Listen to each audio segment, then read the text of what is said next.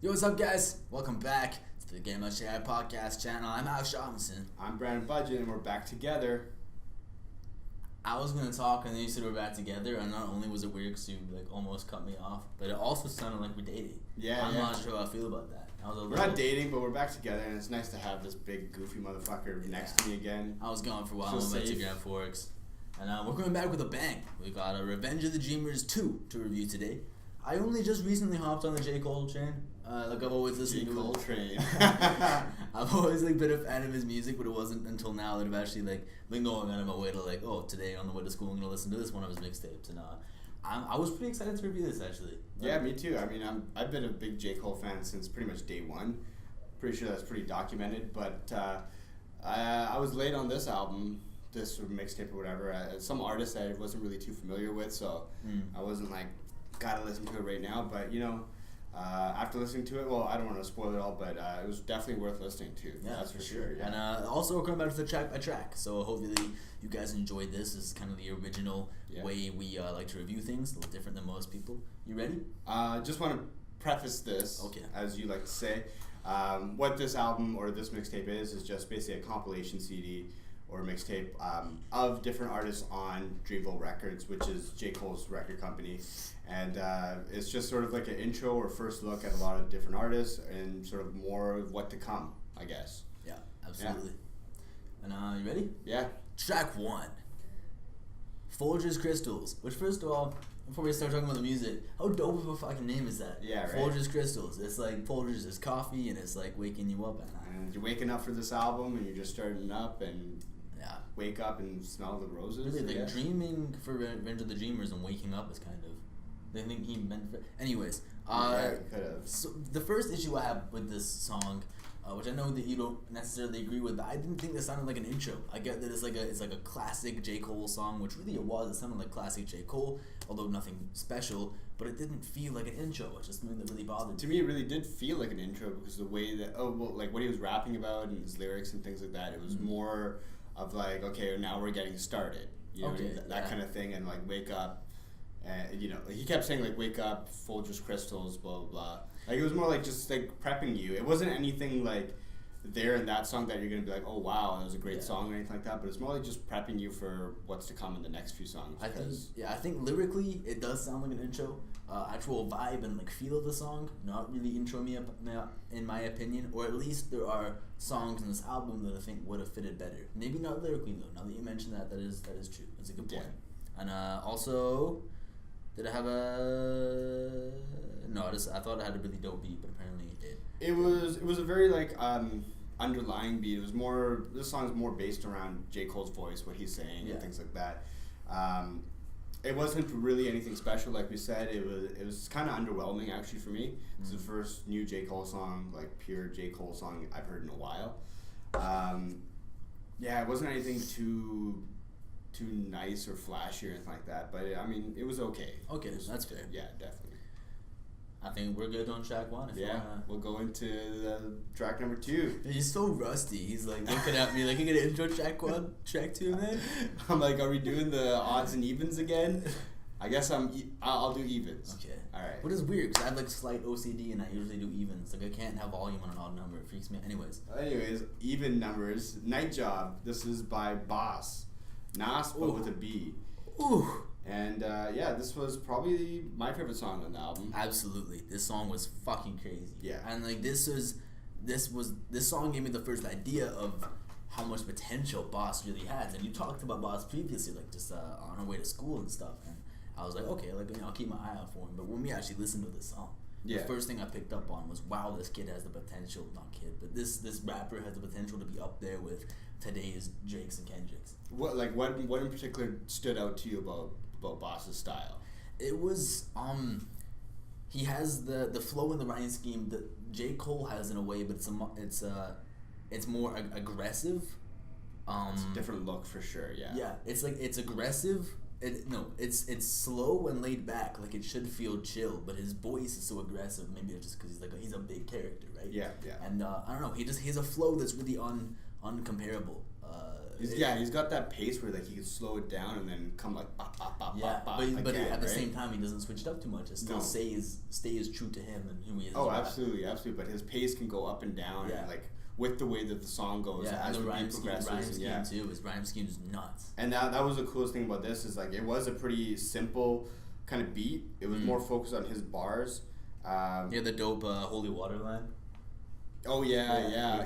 It was cool. It was a little dirty. It was a little like greasy, from the gutter kind of song, but like it was cool. Like, and then J. Cole was on the song as well. J. Cole murdered. And he murdered this. I think that was probably the best verse.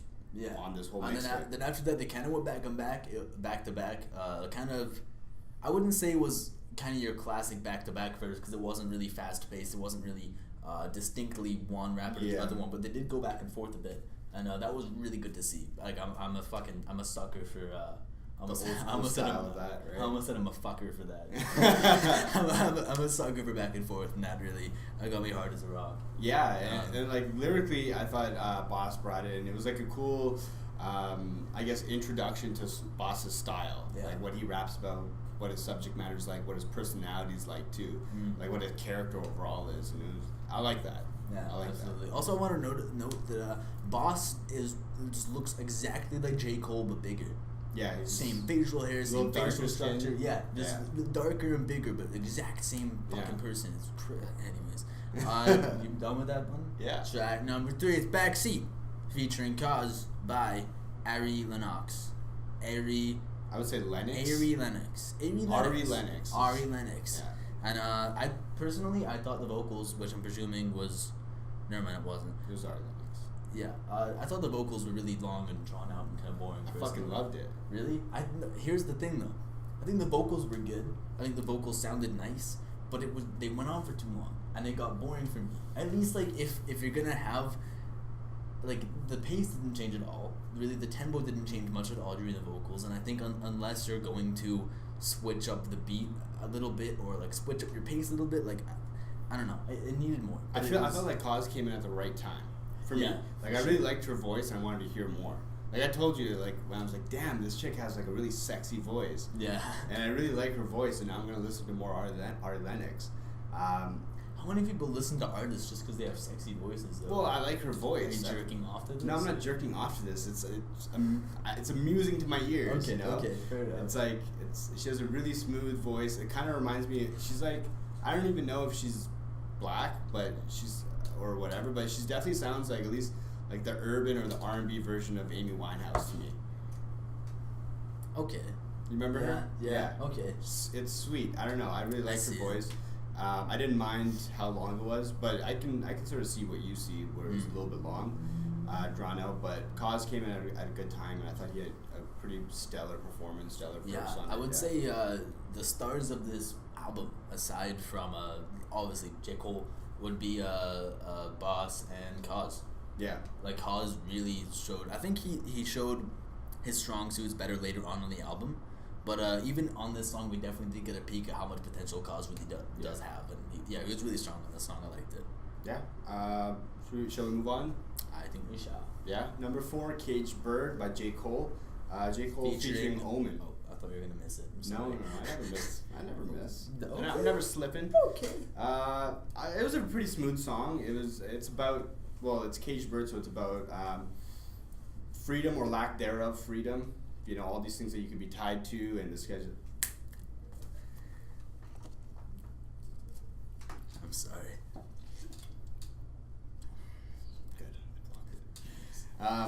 It's about freedom and all the things that can prevent you, I guess, from having freedom. He talks about people in jail and people having tattoos and just reminders of your past and just things that can just hold you back, that you just have to break the mentality, I guess, and not be a caged bird. And this guy's just spilling shit all over the place. I'm gonna be honest, I did not hear any of that because I was dripping coffee on myself. It's all good. I wasn't telling you, I was telling the people. Okay, that's good. Yeah, you don't matter. That's good.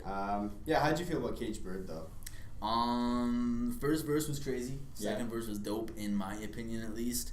And also, I think that Omen fitted the beat really well. I'm not sure if that's his usual flow. I haven't heard much of him, but I think that his voice and his flow, and not so much his rhyme scheme, but he was the perfect feature for the song, and it fit really well. I've heard him on only features, like J. Cole features.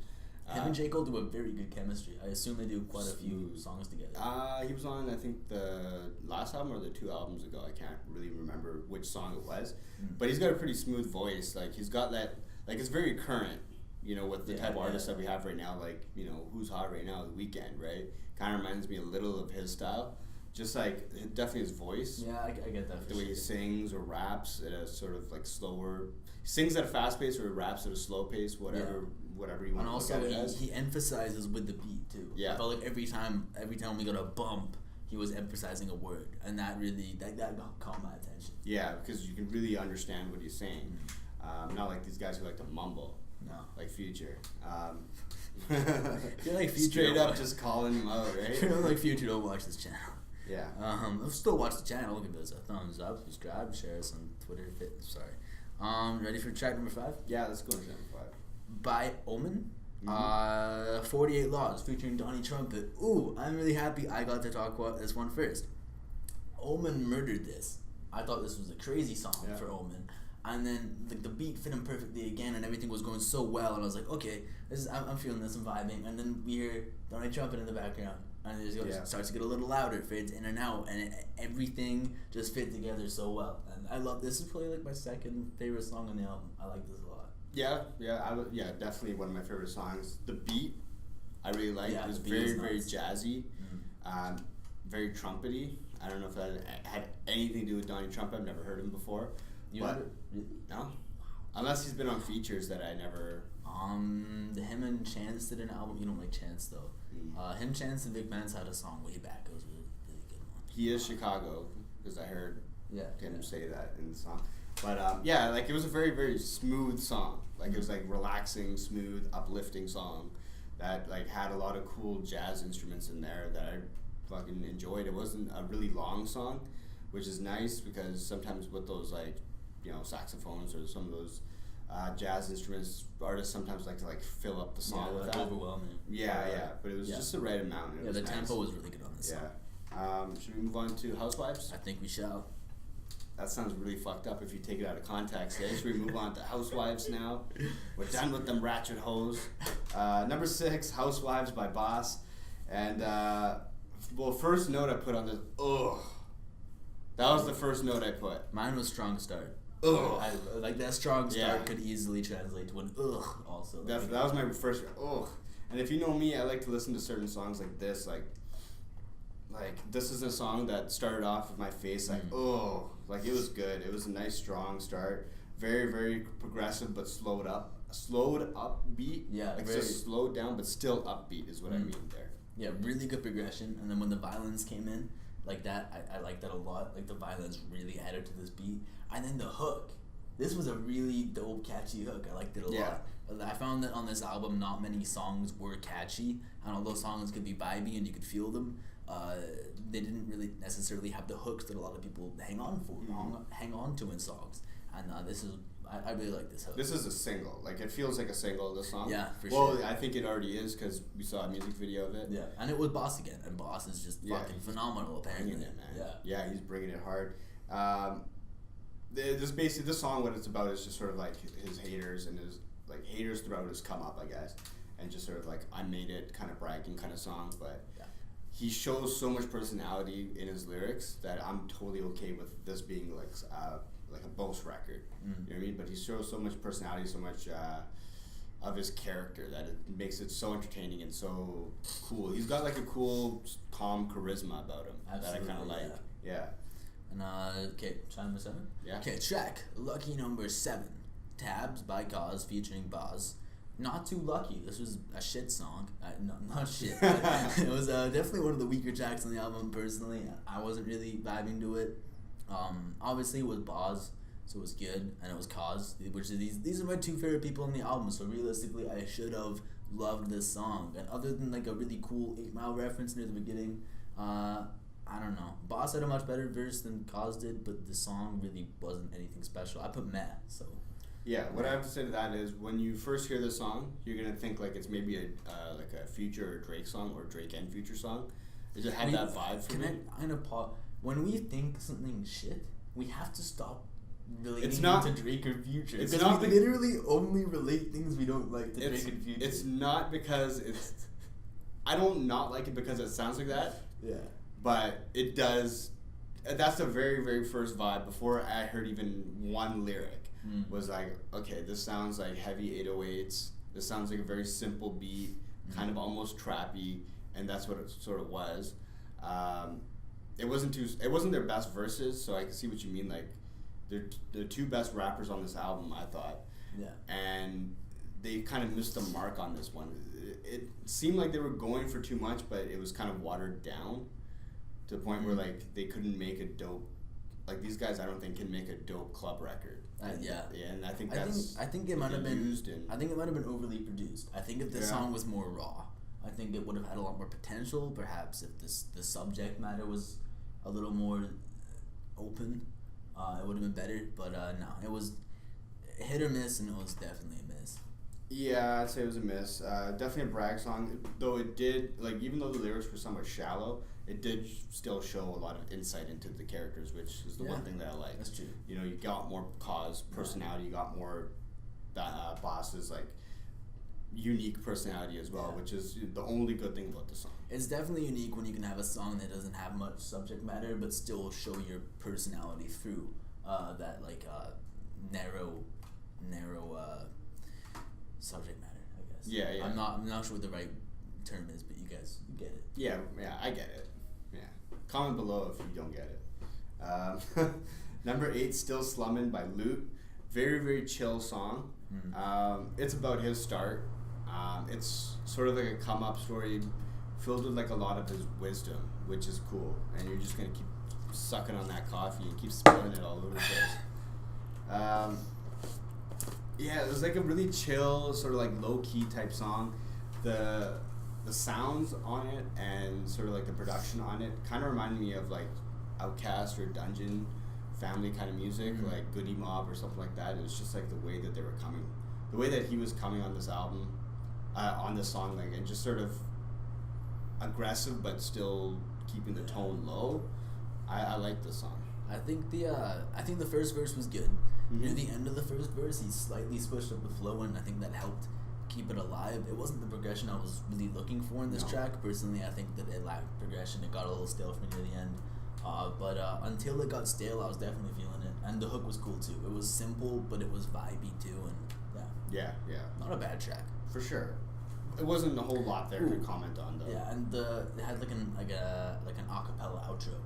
And I liked that a lot. 3 seconds, Yeah, and I liked that. It was a really simple outro, but I liked it a lot. Yeah. So we'll move on to the last track. Why don't you grow up? Track number 9, Grow by Cause featuring Corey C. I like how this gets right into it. Like a strong start, they just jumps right into the first verse, no real build up. And really good beat progression. The song didn't have too great of progression, but the beat definitely did at first at least.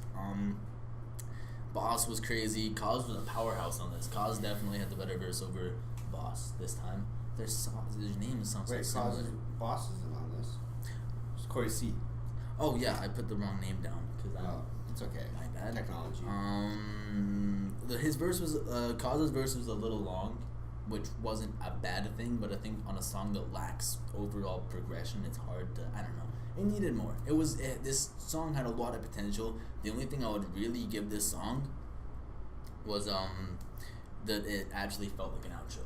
The hook wasn't too good either, I forgot to mention, but it did feel like an outro, and for that, I'm okay with it because that means a lot to me. Yeah, this is another song that's sort of like a come-up song. Yeah. One thing about it is, if this was like, an album, a Cause album, like, an actual LP, and this was a song on there, I would talk about this a little bit differently than I am right now. Because it's a compilation sort of intro mixtape type thing for the artists on Dreamville, I didn't mind that they had this song actually on it, because it still gave you a lot of what Cause is about. And it showed you his work. Like, it was almost like a demo tape of like the way that he can rap, which is it was a really, really good display of his skills. Yeah. But overall, the song wasn't very good. It was like the subject matter was there, but I feel like they really missed the mark. Like overall on executing and making it a good song. Yeah, it had potential, but it had the material. It just didn't come together. Yeah, exactly. They had the material. They just like didn't do anything with it. I think this song and the other one we're talking about that you said sounded kind of trappy. I wonder who actually produced these, because this is one of the first mixtapes or albums we reviewed where it hasn't said like prod by blah blah blah, and obviously it's gonna be somebody from the label, and J. Cole is a phenomenal producer, but a lot of those were J. Cole produced for sure. Yeah, it would be nice to, obviously you can kind of tell when it's a J. Cole beat, but it'd be nice to know who actually produced those, just because I think they're overdone. Some of them were overdone, for sure. Some of the J. Cole ones were really good. Yeah, like, for sure. One of his songs, the Cage Bird ones, I thought that was a really good beat, and then the one that Boss had for Housewives was awesome. Yeah. Overall, what did you think about this, man? As far as compilation records go, I dig with it. I dig with it. I fucks with it. I dig it. I fucks with it. I thought it wasn't a bad record by any means, but as a part, if you just compare this to a bunch of other mixtapes like solo pieces, what's it called when it's two rappers? What do we call that? A duo. Compared to any other type of mixtape, I would say this is a weaker mixtape personally. But I think as far as just compilation records go, things representing the brand, I'd say this is pretty good, because it's often hard to execute things like that. I'd say it's average for a mixtape overall. Yeah. There's a few songs that like you said you're gonna put on your favorites list. There's a few songs that are really really good on here.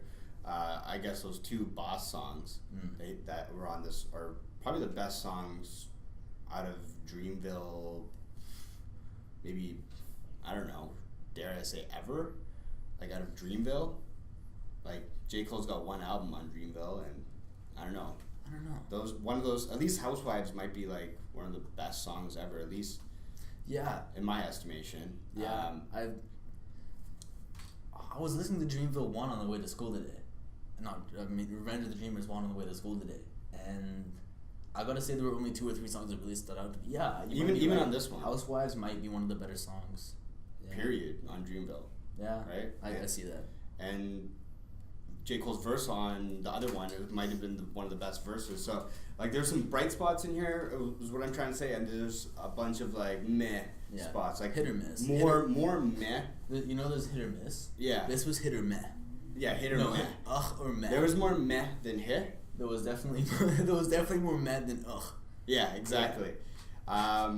If you don't understand us, what we're trying to say is most of the album was mediocre. Some of the album was really good. None of the album I would say was really bad.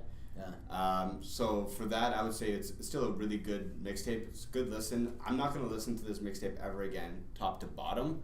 I'm going to listen to a few songs I really like. Yeah, and I'm definitely going to see, does Boss have solo album? Presumably Boss is. Yeah. It's coming. I'm definitely going to start listening to more Boss, more Cause. And, he's got some mixtapes, I believe. And yeah, there's more coming. Like soon, I think 2016 is when he's going to drop his first big label album. Awesome. So I'm excited for that. And that's the thing about this, is it's supposed to get you excited about all these new artists. I'm excited for at least 3 of these new artists. So at least they accomplished that, but overall I wouldn't say it was that great. I think overall, like, it sounded a little watered down for me. Yeah, overproduced in a lot of parts, but I don't know. I don't want to hate on it too much, because it was a compilation album, and even Cruel Summer? Yeah, Cruel Summer was kind of the same, and people often look at that album as a really good album, but that was pretty much the same story, and I feel like it is a lot of the time with these brand representative albums. But yeah, I think we're done here. Are we done here? I think we're done. I hope you guys enjoyed, and I hope you guys keep tuning in, because we're going to have a bunch of cool stuff coming in 2016. This is our first album review of 2016. Oh, yeah. Things that have just dropped recently that I want to review include the new Busta Rhymes mixtape, which fucking... Oh, it was a good one. You need to listen to that. Okay. And that's all that's coming to mind right now. There's going to be lots of stuff coming out in 2016, so we're definitely going to try to be on top of as many as we can for you. And we're going to try to keep it going. We'll probably do some more solo vids for you guys, so stay tuned for all that. Don't forget to hit subscribe at the bottom. Please like our videos if you do. If you don't, I mean, whatever. Watch the next one. You'll probably like that one. Yeah. Anything Peace, else from fuckers. Why would you throw all that That's stuff? how I'm ending it. Is ending We should do this video in 3D now. Let's do it. You know, Okay, that kind of thing, and like wake up, and you know, he kept saying like wake up, Folgers crystals, blah blah blah. Like it was more like just like prepping you. It wasn't anything like there in that song that you're gonna be like, oh wow, that was a great song or anything like that. But it's more like just prepping you for what's to come in the next few songs. I think lyrically it does sound like an intro. Actual vibe and like feel of the song, not really intro me up in my opinion, or at least there are songs in this album that I think would have fitted better. Maybe not lyrically though. Now that you mention that, that is true. That's a good point. Yeah. And also, did I have a no? I thought it had a really dope beat, but apparently it did. It was a very like underlying beat. It was more. This song's more based around J. Cole's voice, what he's saying, and things like that. It wasn't really anything. Yo, what's up, guys? Welcome back to the GetMuchHigherPodcasts channel. I'm Alex Robinson. I'm Brandon Budget, and we're back together. I was gonna talk, and then you said we're back together, and not only was it weird because you like almost cut me off, but it also sounded like we're dating. Yeah, I'm not sure how I feel about that. We're not dating, but we're back together, and it's nice to have this big goofy motherfucker next to me again. I was gone for a while. I went to grab forks, and we're coming back with a bang. We got a Revenge of the Dreamers 2 to review today. I only just recently hopped on the J. Cole train. Like I've always listened to J. Cole train. I've always like been a fan of his music, but it wasn't until now that I've actually like been going out of my way to like, oh, today on the way to school I'm gonna listen to this one of his mixtapes, and I was pretty excited to review this actually. Yeah, me too. I mean, I've been a big J. Cole fan since pretty much day one. And you ready? Yeah. Track 1. Folgers Crystals. Which, first of all, before we start talking about the music, how dope of a fucking name is that? Yeah, right. Folgers Crystals. It's like Folgers is coffee, and it's like waking you up at night. And you're waking up for this album, and you're just starting up, and wake up and smell the roses. Really, like dreaming for Revenge of the Dreamers and waking up is kind of. I think he meant for. Anyways, could have. So the first issue I have with this song, which I know that you don't necessarily agree with, but I didn't think this sounded like an intro. I get that it's like a classic J. Cole song, which really it was. It sounded like classic J. Cole, although nothing special. But it didn't feel like an intro, which is something that really bothered me. To me, it really did feel like an intro because the way that like what he was rapping about and his lyrics and things like that. It was more of like, okay, now we're getting started. Pretty sure that's pretty documented, but I was late on this album, this sort of mixtape or whatever. Some artist that I wasn't really too familiar with, so I wasn't like, gotta listen to it right now. But you know, after listening to it, well, I don't want to spoil it all, but it was definitely worth listening to. Yeah, that's for sure. Yeah. And also, we're coming back to the track by track, so hopefully you guys enjoyed this. This is kind of the original way we like to review things, a little different than most people. You ready? Just want to preface this, as you like to say. What this album or this mixtape is just basically a compilation CD or mixtape of different artists on Dreamville Records, which is J. Cole's record company. And it's just sort of like an intro or first look at a lot of different artists and sort of more of what to come, I guess. Yeah, absolutely. Yeah. Special, like we said, it was kind of underwhelming actually for me. It's the first new J. Cole song, like pure J. Cole song I've heard in a while. It wasn't anything too nice or flashy or anything like that, but I mean, it was okay. Okay, that's fair. Yeah, definitely. I think we're good on track 1. We'll go into track number 2. He's so rusty. He's like looking at me like, you gonna intro track 1, track 2, man? I'm like, are we doing the odds and evens again?